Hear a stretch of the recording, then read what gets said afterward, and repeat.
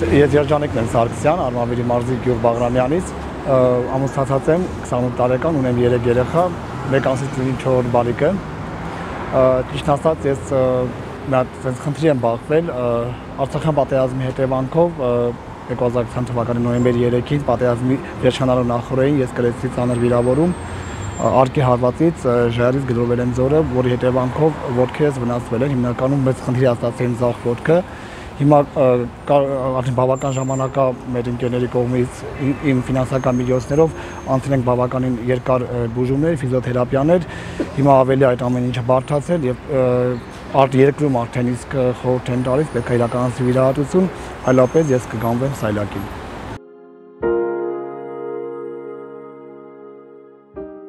Երջանիկ ջան, բարև ձեզ, շատ շնորհակալ եմ, որ մեր տաղավարում եք այսօր։ Ձեզ մոտ ախտորոշվել է ձախ ծնկան հոտի կապանի պատրվածք, սա մի խնդիր է, որը առաջացնում է մկանային անկայունություն, թուլություն, ցավ եւ պետք է խնդրեմ պատմեք, թե այս խնդիրը ինչպես է դրսևորվում առօրյայում։ Շատ լավ է ցույց ներկայացնում, խնդիրը ոնց են ձեռք բերել եւ դա ինչ անհանգստություն է պատճառում, որքանով է խանգարում դա։ Ես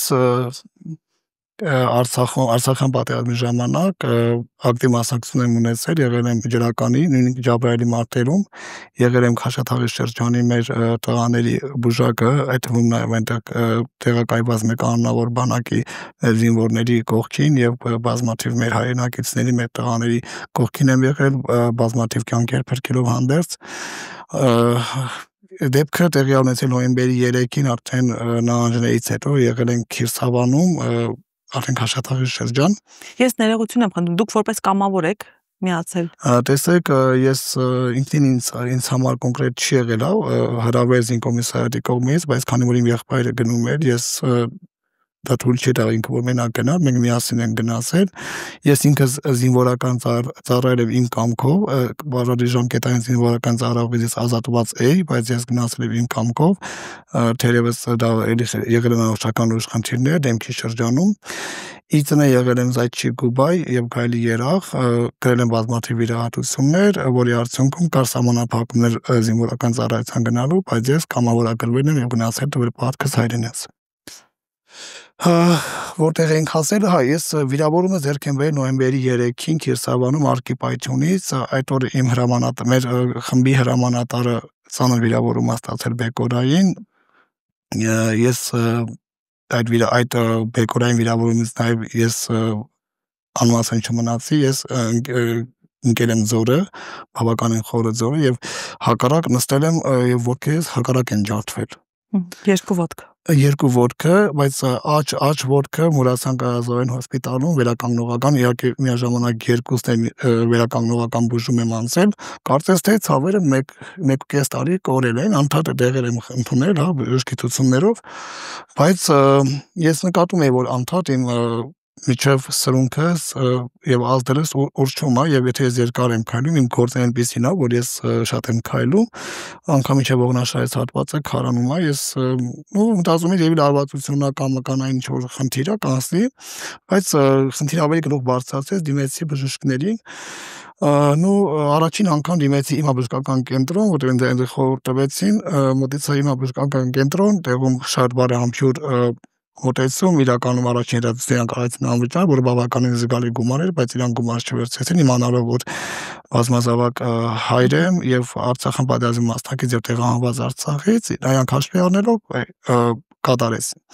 Կատարելով իրանք ռենտգեն հետազոտություն, ռենտգենը ոչ մի պատասխան իրանց չտվեց, իրանք արդեն ուղղորդեցին Տրիտեսլա հետազոտություն, որը բավականին թանկ հետազոտություն է։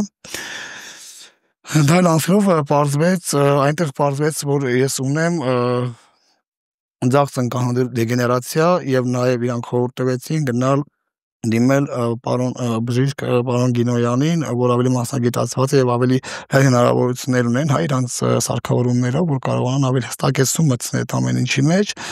եւ երբ որ բժիշկը տեսավ ոտքս, նա ապշած էր որ ես կարողանում այդ ոտքով նման դինամիկ շարժեր իրականացնել, ինձ բազմաթիվ տես մասնագետներ հարցրել են ոնց, ասում եմ հավատքով։ իրականում ես շատ անկում գիշերներ եմ անցկացնում, որով պայմանավորված այսօր ես էլի քայլում եմ, ես այն մտքից ու այն գաղափարից, որ Աստված մի արասցե, որ ես մի օր կանվեմ սայլակին, ես դա ինչ չեմ ների, որովհետև պայքարող ու պայքարի մեջ մնացող մարդը ունի հավատ եւ հավատը պետք է լինի անսասան։ Դրան զուգահեռ ես մի փոքր պատմեմ իմ մասին, ծնողներս Հայաստանի Հանրապետությունից են, մայրս Ստեփանավան քաղաքից, հայրս քաղաք Բունեղավանից։ 96 թվականին ծնողներս հրավիրվել են Քաշաթաղի շրջան Վերաբնակեցում Ալեքսանդր Հակոբյանի ժամանակ, խեմ նշում էր մեծանուն մարդանու, որտեղ իր ժամանակ ժողովուրդը կար հարգան, կար սեր։ Գիտեք, շատ դժվար ժամանակներ են մենք մեծացել, ծնողներս շատ դժվար են մեզ մեծացրել իրականում, այնպես չէ որ հարթ ու սահուն կյանք են ունեցել, բայց ես հիշում եմ իմ մանկությունից, որ այն ժամանակ 10-12 հարևաններ են, մեկ հացը որ թխում էին, իրար բաժանում են, որ բոլոր երեխաները ուտեն։ Այսօր ցավոք սրտի այդ մարդասիրությունն ու մարդկությունը հավասարվել է 0 մակարդակի, ես դա ցավով եմ նշում, բայց դա այդպես է։ Արցախյան բոլոր պատերազմներին մասնակցել եմ, ես ինքս էլ Քաշաթաղում ծնվել, Քաշաթաղում ավարտել գերազանց առաջադիմությամբ եւ ընդունվել անվճար Արցախի պետական համալսարան, մասնակցել հայագիտական 7-րդ համահայկական օլիմպիադայի, պատվավոր տեղ զբաղեցնելով, ներկայացնելով Արցախի թիմը եւ բարձր պահելով իմ եւ իմ հայ ժողովրդի արցախահայության անունը եւ կոչումը։ Չկա առասարակ դրանջատում, մի փոքր էլ մի բան էլ ավելացնեմ, դա էր մեկտեղ ես դեռ փոքրուց հումորային ինչ-որ բան պատմեմ, ես մեր տան պահածոները sense վերցնում էի ու գյուղում այն չունեցող ընտանիքների երեխաներին տանում էի գաղտնի ծնողներս տալիս էի, այդտեղից այսեն զարգացավ իմ մոտ դիմացինի հանդեպ կարեկից լինելը։ Շուրջ 8 տարի է ես թվով օգնել եմ 247 ընտանիքի, լույսեր ավելի վառ եմ մարել, օգնել եմ ընտանիքներում անչափահաս երեխաների հագուստներով, դպրոցական պարագաներով, ու արդեն գնալով մեր թիմը մեծացնելով, անցած տարի հիմնեցինք Արցախ Սենզյան հասարակական կազմակերպությունը,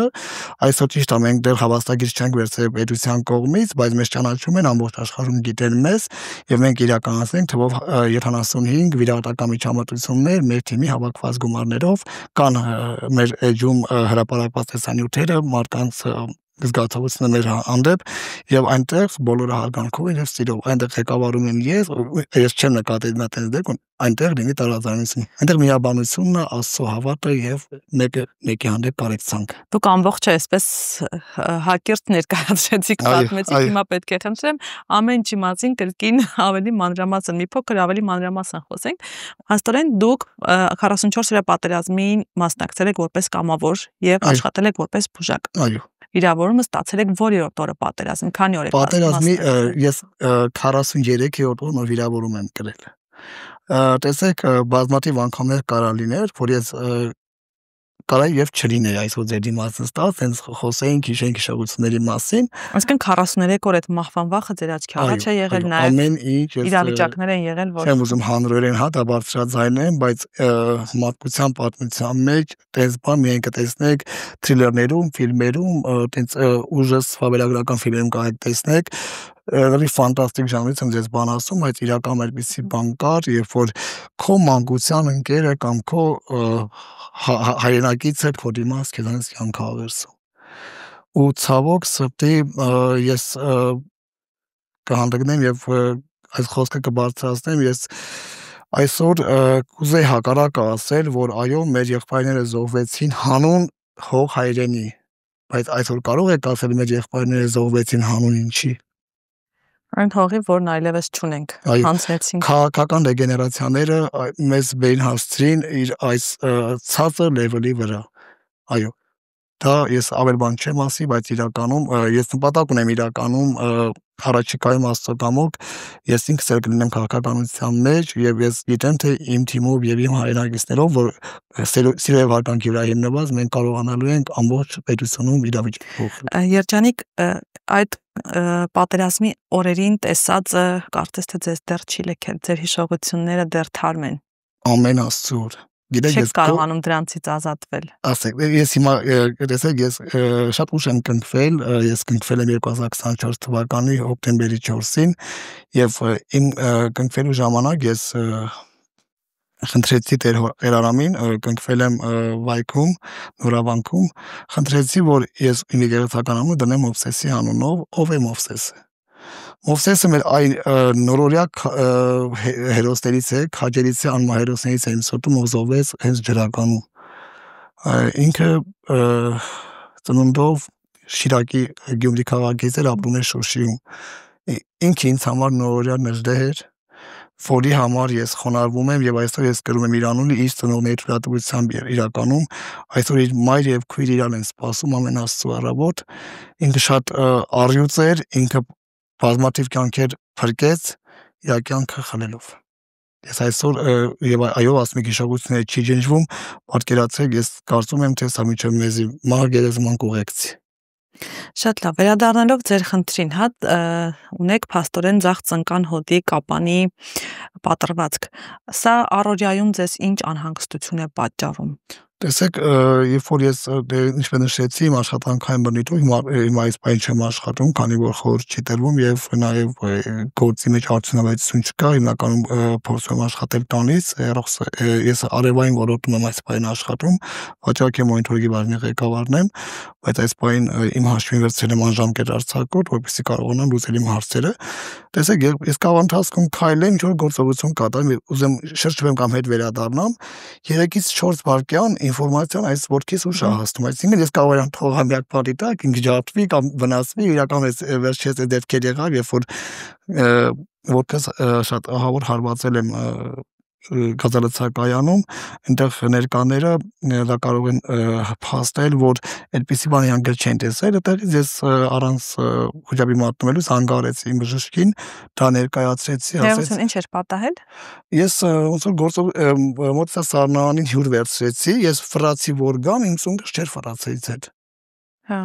Այսինքն ինքը դինամիկա։ Այսինքն կապանը չի կարողանում այդ ոսկրերի ճիշտ դիրքը ապահովել։ Ուզեմ ձեզ ցույց տամ իրականում իր գավական հագուստով չերևա, բայց ես ցույց տամ, տեսեք, ամբողջովին կոտրված։ Ինքը ամբողջովին ինքը սխալվում է։ Ես որ ֆրացել եմ, ինքը չի ֆրացել, ինքն ասել եմ դիրքում, ու ես արդեն բավական մի մետրի չափով ատելեկա գնա եւ ես հարվածեցի պատին, հարվածեցի, վերքեր առաջացել, նոր այսպին անցել, լավացել։ Ուտել ես սկսեցի ծիծաղել, բոլորը ծիծաղում են, որտես բան չենք տեսել ու չենք պատկերացրել։ Զանգել եմ բժշկին, բժիշկը 3 անգամ են բանը հարցում, ինչ եղավ, ոնց եղավ, ասի սենց։ Ասացին, լավ, մենք կհասկանանք դա ինչ խնդիր է, հետո ասացին, նայեք, յուրաքանչյուր բան, որ մարդ արարածը կատարում է, անգամ խոսքը որ ուղղում է, աչքերը թափում է, ինֆորմացիա ազդակը տալիս է ուղեղին։ Այդ ազդակը ներվը քանմենք որ բոկված է կամ ներվ, այսինքն ներվածվածել չկա, դրա հետ կապված ինքը արդեն այդ ինֆորմացիաները խափանումներով է կապի ընդհատումով է դրա մոտ այս խնդիրը առաջանում, որը վերականգնելի է, բայց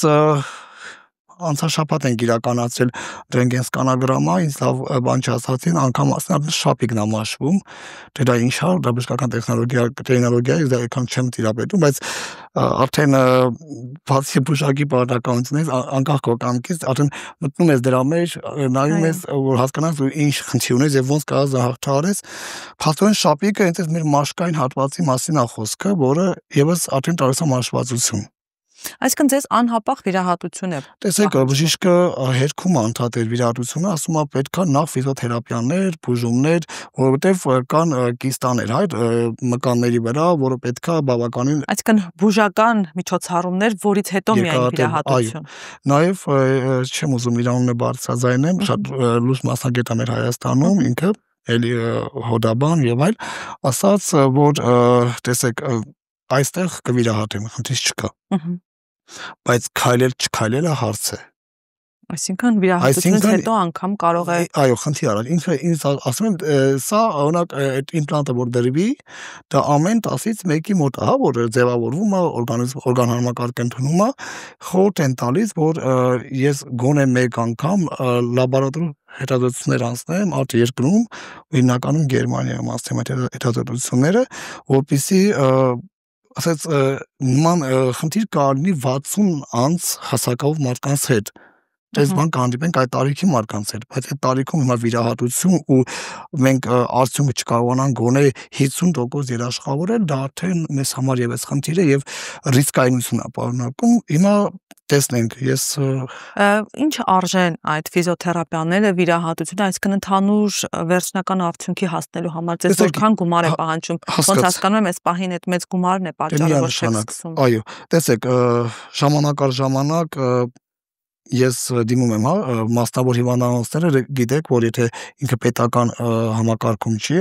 իրանք հրաժարվում են պետական պատվերներից եւ այլ։ Այո։ Քան որ ես ինքս էլ հանդիսանում եմ նպաստառու ընտանիք եւ բազմազավակ եւ տեղահանված, նման մասնագետներ պետական կառույցներում, պետական հիվանդանոցներում չեք հանդիպելու, հիմնականում մասնավոր են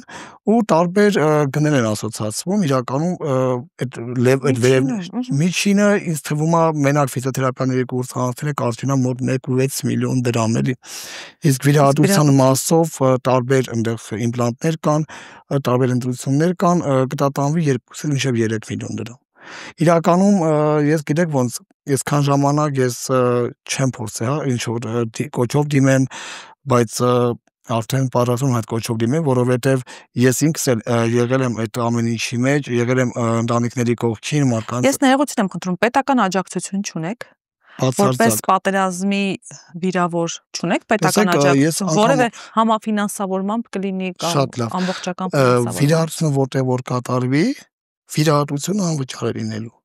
Այսինքն հիմա ֆիզիոթերապիաների գումարն է եւ իմպլանտի։ Այսինքն վիրահատությունը բոլոր ես հիմա կա այդ պետական պատվերը կախած, այդ ուղեգիրը կա կախած, վիրահատությունը կլինի անվճար։ Այսինքն այդ 2 միլիոնը, բայց դա Հայաստանի վիրահատության մասին է խոսքը։ Այո, բայց դրսում դա ձեզ արտերկրում ես խոսել եմ արդյունքի չէ հա։ Այո, առողջապահության նախարարության հետ խոսել եմ, արտերկրում իրանք միջև ընդհանուր 35-ից 40% կապահովեն, ոչ ավելի։ Այսինքն եթե արտերկրում իրականացնեք, պետությունը այդքան կֆինանսավորի։ Այդքան կֆինանսավորի։ Ֆիզիոթերապիաները ինչու չի ֆինանսավորվում պետության կողմից։ Որովհետև նշեցի, որ դա մասնավոր կլինիկաներում է լինում, մասնավոր կլինիկաները պետական պատվերներ կամ համագործակցություն առողջապահության նախարարության հետ չունեն։ Հավաստիացնում եմ ձեզ, որ բոլոր պետական համակարգերում ես ճանաչում ունեմ եւ դա ինչից է եկել, այդ անդադ օգնության ծրագրերում լինելով հանդերձ, բոլոր աշխատակիցներին ճանաչում եմ եւ իրականում այդ պետպատվերացվածը վերջին տարիներին շատ վատ է սպասարկում իրականում։ Տեսեք, առողջապահության նախարարությունների գուցե իր գործը կատարում է, բայց վերահսկում բուժմիավորումներում եւ հիվանդանոցային պայմաններում պետք է իրականացվի վերահսկում, որովհետեւ բազմաթիվ դեպքեր արձանագրվել մեր կամավորների կողմից, որ այդ պետական պատվի իրականում շղարշի տակ մեր հայրենագիցներից, հիվանդներից, կարիքավորներից գումարներ են վերցնում։ Դա պետքա դա մեր գործը չի, դա պետքա վերահսկի համապատասխան կառույց։ Երջանիկ, ձեզ հիմա փաստորեն այն ախտանշաններով, որոնք ունեք, հա, այն ախտորոշումը, որը ունեք, ձեզ ցուցված է քիչ քայլել, ոտքի վրա երկար ժամանակ չմնալ, ավելի մեծ խնդիրներից խուսափելու, վիճակը ավելի չբարդացնելու համար, որին դուք եք հետևում։ Հա, տեսեք, դա մասին մոռացա նշեմ, որ նախ եւ առաջ ես արդեն 36 ժամ տարել եմ նարկոզ, դե նշեցի, որ ես իցնեմ մի քանի վիրահատություններ եմ կատարել, այդ պատերազմի հետևանքով, այդ բախումներից, այդ հարվածներից դեմքս այս ձախակողմյան հատվածը ամբողջովին հավաքած է եւ այստեղ դրված է իմպլանտ էլի։ Հիմա այդ դրա պահնել է մոդիկանում, պետքա 30 տարեկանում դա էլ վիրահատվի, այս իմպլանտը պետք է ինքը հատուկ փոշի լցված, բավականին լուրջ վիրահատություն է եղել, տևել է 7.5 ժամ, 4 վիրահատությունը։ Հիմա ես այդտեղ մի հատ էլի մտավախություն ունեմ, եթե էլի պետք է նարկոզ տան, նորմալ չի որ 36 ժամ ու երիտասարդ այդքան նարկոզ ու եւ դեռ առաջիկայում էլ էլի պետք է ստանալ։ Այո, առաջիկայում պետք է էլի ստանամ։ Դրա համար արդեն անկախ են մարդ տեսակը, ուսում ես էլ հա կարող գա այդ արդեն այդ ամեն ինչը լինի, այդ գումարի հարցը կարգավորվի, գա այդ կրիտիկական պահ ես պետք է հանդուրժում կատարեմ վիրահատեմ թե չէ, ես ինքս արդեն իմ մեջ մտավախություն ունեմ, դե ամեն դեպքում սիրտ է։ Երջանիկ, Նապոլեոն Բոնապարտը ասում էր, իմ բառացանկից հանել եմ անհնարին բառը։ Դուք նույնպես ձեր բառացանկից հանել եք այդ բառը, ձեզ համար չկա հնարին ոչինչ, որովհետև երբ որ մենք զանգել էինք ձեզ հրավիրելու մեր հաղորդմանը հյուր, ես տեղեկացա, որ դուք ինչ-որ հեռու մարզ եք գնացել, ինչ-որ աշխատանք, ֆիզիկական աշխատանք անելու, գումար վաստակելու համար։ Այո։ Ինչու եք դա անում։ Ինչու են դա անում։ Որովհետև ինչու եմ ես այս հարցը տալիս, որովհետև դուք այսօր ունեք բոլորեն պատճառները, հիմքերը, որ կարող եք չանել դա եւ շատերի նման ինչպես այսօր անում են, օգնություն խնդրել, հատկապես որ դուք ձեր էջում ունեք հասարակական կազմակերպություն եւ հետևորդներ եւ ձեր էջով գումարներ եք հավաքում շատ մարդկանց համար, օգնում եք շատերին, ինչպես մեր խոսքի սկզբում նշեցիք, բայց դուք դրան չեք գնում, ձեր համար որևէ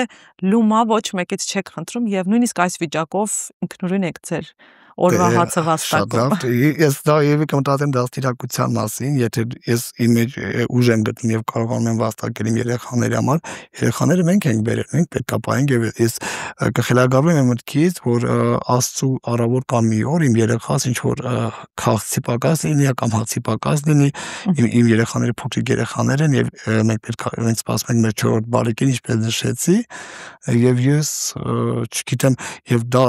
առաջին հերթին, երկրորդ հերթին այն մտքից ու գաղափարից, որ ես չաշխատեմ, ինձ թվում է դա կլինի վերջ։ Շատ լավ։ Ես հասկանում եմ եւ ընդունում եմ, որ դուք ուզում եք, որ ապահովեք ձեր երեխաներին, որ նրանք չունենան որևէ բանի կարիք։ Դուք ուզում եք ձեր ընտանիքի հոգսերը ինքնուրույն հոգալ։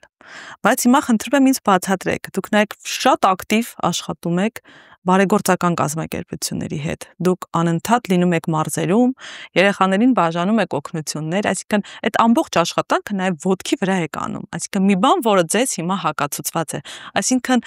ձեր առողջությունը նաև անտեսելով փորձում եք օգնել ուրիշներին։ Տեսեք,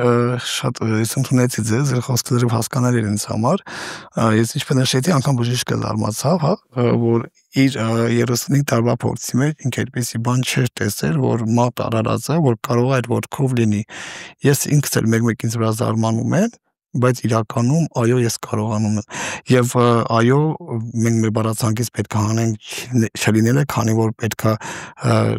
այն ուժը, որ տված այ վիրուս մատահարածին եւ ամեն ինչի գլխավերում մատահարածն կանած, ամեն ինչ քո ձեռքերում է։ Ու դու եթե դու արդար ես, ազնիվ ես, քո խղճի հանդեպ ես արդար, դու կարողանում ես գտնել այն ելքը, որ չես տեսնում։ Տեսեք, ես տարիներ շարունակ զբաղվել եմ ինքնակրթությամբ եւ այսօր ես գովար չթվա ինքնագովացանքով չզբաղվենք, ես եւ պատմահայրավագետ եմ, եւ ֆինանսիստ եմ, եւ շուկայում մրցունակ վաճառքի մասնագետ, արդեն նոր պրոյեկտ եմ մտածել եւ արդեն առաջին զարկերը կատարել եմ, դες ցույց կտամ իրականում, արդեն ուզում եմ նաեւ այս Գիտեք, որ Հայաստանում այսօր գովազդ տալը կամ գովազդը բավականին զգալի թանքաճույք է, բայց մենք մեր թիմով ապացուցեցինք, որ գովազդը կարող է արժանալ, դա լինի ընկերություն, լինի, չգիտեմ, ինչ-որ նոր գործող բիզնես, որ դա այնքան էլ երևելի թվեր չեն, որ այսօր մեր բլոգերները կարողանում են վերցնել ու մարդկանց ասել դա արժեք է, քան ծախսում ենք մենք։ Ընդհանրապես մենք 30,000 դրամով կարողանում ենք լավագույն գովազդ ամբողջ հանրապետությունում ապահովել եւ առաջին տեսանյութ հրապարակված է, որը 3 ժամ հավաքեց 147,000 դիտում։ Բայց ամեն դեպքում դուք վտանգում եք ձեր առողջությունը։ Ինչու եք դա անում։ Հավատացեք, որ ես դա այդպես չանեմ, ես Որտեղ դրա կենսական անհրաժեշտությունը չկա, այսինքն ձեր փոխարեն ցանկացած մեկ այլ մարդ կարող է անել։ Ես ընդհատեմ, ձեր բարի խոսքը ընդհատեմ, կենսական անհրաժեշտություն տեսնելու եմ դա անում։ Հա, ինձ համար չկա կենսական անհրաժեշտություն։ Ձեր փոխարեն, բայց ցանկացած ուրիշ մեկը կկարողանա դա անել։ Այսինքն հիմա կխնդրեմ նաև մի փոքր բարձրաբանեք, թե ինչ եք անում դուք։ Դուք շրջում եք մարզերով, տակ, չգիտեմ, հագուստ եք բաժանում, սնունդ, ինչ եք անում։ Մի փոքր էլ մանրամասնեք, որ նաև մեզ դիտողներին պարզի։ Շատ լավ, տեսեք ինչ ենք զբաղվում ենք, մի փոքր ներկայացնեմ դա ինչպես ծնվեց եւ ինչպես է դա շարունակվել ինչ մասշտաբների է հասել։ Ինչպես նշեցիք, երբ որ ես 14-15 տարեկան էի, ես ինձ ծնողներից թաքուն մեր բանից մառանից վերցնում էի պահածոներ, իմանալով դե միաժամանակ դպրոց էի հաճախում, իմանալով որ իմ դասընկերուհին կամ իմ համադասարանցին կամ իմ դպրոցական ընկերները սոված են կամ իրանք տունը ոչինչ չունեն ուտելու, ես գալիս էի տուն դպրոցից անմիջապես, բարուսակը չէի իջացնում իմ ուսից, պալատոները շարում էին մեջ ու տներով շրջում։ Տենց ես պատկերացրեք, ես գիտեք ինձ թմախի հա տենց, որտեղ ես տեսել եմ իմ մանկության տարիներին տեսել եմ այդ իմ ծնողներից ոնց են իրանք հարևանների 27 կիլոմետր ճանապարհ էին կտրում ծնողներս, մայրս, հայրս, հարևանները, այնտեղ ովքեր որոնք վերաբնակվում էին, որտեղ այն ժամանակ տրանսպորտային միջոցներ չի եղել, այն ժամանակ այս լեցուն խանութներ չեն եղել, բոլորը մեքենաներ չեն ունեցել, իրականում եղել է պայքարի տարիներ, այդ ժամանակ իրանք այդ կարեկցանքը, այդ հոգատարությունը մարդ տեսակի ու քայնակցի նկատմամբ փոխանցվել է ինձ։ Ես չեմ ասում միայն ես եմ այդպես, բազմաթիվ հայրենակիցներ կան այդպես, բայց երբ որ ես մտնում եմ Facebook սելական ցանցում, բացում եմ Messenger-ս ու տեսնում եմ ուղարկած մեր կարիքավորների կողմից ուղարկած տեսահոլովակները, ձայնայինները, նկարները, իրանց քաղցը, չգիտեմ, դա է ինձ դրթում, որ ես հելեմ կայնեմ ու հասնեմ այս մարզից այն մարզ, դա լուսաբանեմ, ցույց տամ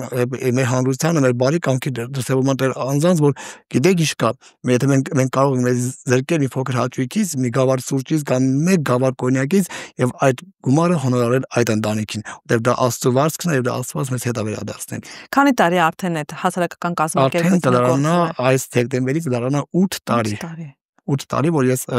դա զարգացրել եմ եւ ես Աստծուց միայն խնդրում եմ մեկ բան, որ ես լիովին, ես գիտեմ որ հոգեպես առողջ եմ, ֆիզիկական առողջություն տա ինձ, որ կարողանամ, ինձ շատ բան պետք չէ կյանքից։ Ընտանիքին բարօրություն եւ իմ պետությանը խաղաղություն եւ թող այս աղքատության շեմը գոնե ինչ որ չափով թեթևան, հավատացեք վերջին այս 8 տարիների ընթացքում որ ես եղել եմ այդ ամեն ինչի մեջ, մեզ թվում է թե մեր հայության, Հայաստանի Հանրապետության կամ հայրենիքների կյանքը լավացել է, ոչ, մենք սխալվել ենք, մենք աղքատության ամենածայրահեղ շեմին ենք հասել։ Մենք գիտենք, որ Երևան քաղաքում ենք, գիտենք լավ ենք ապրում կամ ոչ բոլորն են լավ ապրում, բայց խնդրում եմ, եթե ինչ-որ տենց կասկածան կլի մեր հերոսադիտողների նկատմամբ, որ այդքան էլ ուժացված չի եւ այլ, գնացեք այցելեք Արմավիրի մարզի հեռավոր գյուղեր, գնացեք Վանաձորի հեռավոր գյուղեր, գնացեք Ալավերդի։ Ինչ վիճակ է։ Բոլորն ոչ բոլորը տուն եմ մտել, անգամ իրանք երեխայի համար այդ քաղցը շաքարավազը չի եղել, որ գցեն ջրի մեջ եւ իրանք կարողանան օգտվել դրանից։ 23 թվականի Արցախի տեղահանման ժամանակ, երբ որ մեր հայրենակիցները արդեն պետքա դուրս գային սեպտեմբերի 23-ից 22-ից սկսած մեծ ներդրում ես եմ կատարել, որի մասին չի ուզի բարձրաձայնել իրականում, բայց դա մեծ խնդիր է դարձել իմ կյանքում ֆինանսական ոլորտում, վեկարել ենք 7.5 միլիոն դրամ վարկ եւ իմ կնքահորեր միասին մեկնել ենք Գորիս, ես բլոկադայի ընթացքում այստեղ եմ եղել, իմ մայրս եւ իմ դուստերս եղել են Մարտակերտի Հաթերք համայնքում եւ 145 ընտանիք արգացել Գորիս քաղաքից տաքսիներով մենք ենք ճանապարհել ամեն անձի համար վճարելով 5000 դրամ օգնել դից վառելիքով, բենզինով, այնտեղ գազացող մեքենաների խնդիր ունեն։ Այսինքն վարկը դուք եք վերցրել, դուք եք վարկը իմ անունով է ձևավորվել, բերել հասցրել են 3.4 միլիոն, վել չենք վճարել, դեռ չենք կարող վճարենք, 7.5 միլիոնից բերենք հասցրին 3.4, այս խնդիրները արդեն անդառ վերաֆինանսավորել ենք, վերավարկավորել ենք, որ խնդիր չունենան քաղաքացի կատարման ծառայության հետ, բայց ստոպ, չեն կարող այս պայեն այդ վարկը կարծեմ արդեն դա մոտ 5 միլիոն դրամ, այս տոկոսի ձևավորվել, որը չեմ էլ պատրաստում իրականում վճարեմ, որովհետև դրամատիկներ գիտեն մեր կառավարության բոլոր անդամները, այդ թվում նաև վարչապետ Նիկոլ Փաշինյանը, ունեմ համապատասխան դիմումներ դիմաց իրանց, որ այդ գործողությունները մենք բոլոր անդրադառնալով կարող ենք ներկայացնել, որ դա մենք կարել ենք այն նպատակով ամեն ինչ լավ կլինի, բայց իրականում այսպես հաստատվել գոնե ինչ-որ չափով դոտացիա կազմակերպեք կամ ինչ-որ չափով այդ վարկի մասով մարոներ իրականացնեք, սուբսիդավորում իրականացնեք, բայց ոչ, ես չեմ փոխում այդ ամեն ինչի համար, որտեղ մենք կարողացել ենք մարդկանց այդ սուտ օրերին, այդ ամեն այդ իրանց այդ օրհասական պահին մենք լինենք իրանց կողքը, կան հրապարակ այդ զամբարման կողարկեմ կտեղադրեք հայս, որպես տեսել ժողովուրդը ամեն ընտանիքի որ տեղափոխում ենք հիմնականում ցանկացողներին մենք նկարահանում ենք իրանց մեջի մեր միասին ուղարկում ենք մի հատ փոքր դրվագ պատմեն նոր հիշեցի դրա մասին տեսեք գիտեք որ 1 տարի մարդիկ եղել են հիմնականում քաղցի մեջ մեծ մասը այդպես է եղել դա ուժացված չի ուրեմն այդ որտեղ որ հավաքագրում բան էր Կարմիր խաչն էր այս Գորիսի կինոթատրոնի մոտ այդտեղ կար մի հատ ապարատ էր կոֆեի թեյի ապարատ էր մի հատ տատիկ եկավ թորան այդ միասին Դրա համար ես չայ եմ հանում, որպեսզի այդ երեխան թեյը խմի, այդ բանը տատիկ այդ ապարատն էր sense գրկել առանց շփազանցնելու, ասում եմ վայ իմ աստվածն այն բարիս քաղցրած չայ տվեց, այդտեղից այնքան եմ հուզվել, անչափ հուզվել ես, որ մեր օրերում 21-րդ դարում մարդ կարող է լինի քաղցի մեջ։ Ցավոք սրտի, այո, այդպես է։ Դուք Facebook-յան էջում փոքր թվով հետևորդներ չունեք, բավականին մեծ թվով այո հետևորդներ։ 13000 ընդհանուր համընկերների հետևորդներ 13000 են։ Եվ կարողանում եք դրամահավաքների միջոցով ինչ-որ հարցեր լուծել։ Ձեր համար այս պահին դուք էլ ունեք եւ ոչ ավելի պակաս քան մյուսները դրամահավաքի ֆինանսական աջակցության կարիք։ Ձեր համար դրամահավաք կազմակերպել եք։ Տեսեք, ճիշտ է մեր Հերմինե Անդրյանի անդադին հորդորեց, ասաց որ մենք պետք է կազմակերպենք, ես անդադ ոնց որ չեք ուզում ձեր համար ամաչելով եւ այլ տեղադրեցինք վերջի տեղադրեցինք, բայց ոնց որ ինձ համար այս փորձն այդքան հեշտ չի, ոնց որ ես զգում եմ հեշտ չի ներես փորձն ինձ համար, որովհետեւ չի եղել абսուրդային դեպք է, որ ընդամենը 23000 դրամ հավաքվի, դա դեպք չի եղել եւ Հերմինեն այդ ամեն ինչի զայրացած գնում է իր անձնական գումարից ինքը հանգանակում է 200,000 դրամ, որ բավականին մեծ այս պահի շատ օգտակար էր եւ բավական հետադարձություններ անցանք, որտեվ մինչեւ այս ֆիզիոթերապիաների ռեֆորմը մեզ անդադ ուղարկում են տարբեր հետազոտությունների, որ հասկանան հիմքը, որտեվ իրական շատ բարդ վիճակում է։ Ես ինձ այս ամեն ինչ ավելի ոգեշնչում, որ ես պետք է շարունակեմ այս բարեգործական, այս մտահղացումները, այս մեր հայրենակցիների կողքիները հենց ինձ համար վառ օրինակ է, ինձ համար ակնհարազատ դարձած եւ ընտանիքի անդամ եմ մշտապես իրան համարում Հերմինե Անդրյանին, որ Հերմինեն ասենք նաեւ հեռուստադիտողների համար, որ եւս հա բարեգործությամբ է զբաղվում, դրամահավաքներ է իրականացնում, օգնում շատերին։ Հերմինեի պատմությունը շատ հետաքրքիր պատմություն է իրականում, ինքը այդ ամենը ստա ուլունքներ հավաքելով, մենք Հերմինեին էլ կհյուրենք։ Այո, դուք պատկերացեք շատ լավ շուտ կունենաք իրականում, շատ sense տաղանդաշատ, շատ բարի Հերմինեն ես Հերմինեի կատարած աշխատանքները անքննելի են, Հերմինեն բավականին մեծ տաղանդ կա գնել, վարձակալել, դրել դոմիկ տնակներ տեղադրել, տվել բազմաթիվ ընտանիքների։ Ես խոնարհվում եմ նման մեր հայրենակցիների առջև եւ ովքեր որ բարին են տարածում, դա նորից եմ կրկնվում խոսքից մեջ, որ դա Աստծո վարձք է լինելու, դա հետ է վերադառնալու։ Մարկ Տվենը ասում էր մարդու կյանքում երկու կարևոր օրը կա։ Մեկը երբ նա ծնվում է, մյուսը երբ հասկանում է թե ինչու։ Դուք այս երկրորդի պատասխանը վստահորեն ունեք։ Այո, իհարկե։ Աստված թող ձեզ առողջություն տա, ես հույս ունեմ, որ ձեր գումարը կհավաքվի, ձեր առողջական խնդիրը կլուծվի եւ դուք կկարողանաք ձեր բարի գործը շարունակել եւ տարածել։ Մեր օրերում բարի մարդկանց, բարի գործերի կարիք իսկապես շատ ունենք։ Շատ շնորհակալ եմ, որ ձեր մարդ տեսակը դեռ կա։ Շնորհակալ եմ ձեզ եւս ինձ հյուրընկալելու համար։ Դերցի անչափ։ Շնորհակալ եմ, առողջ եղեք։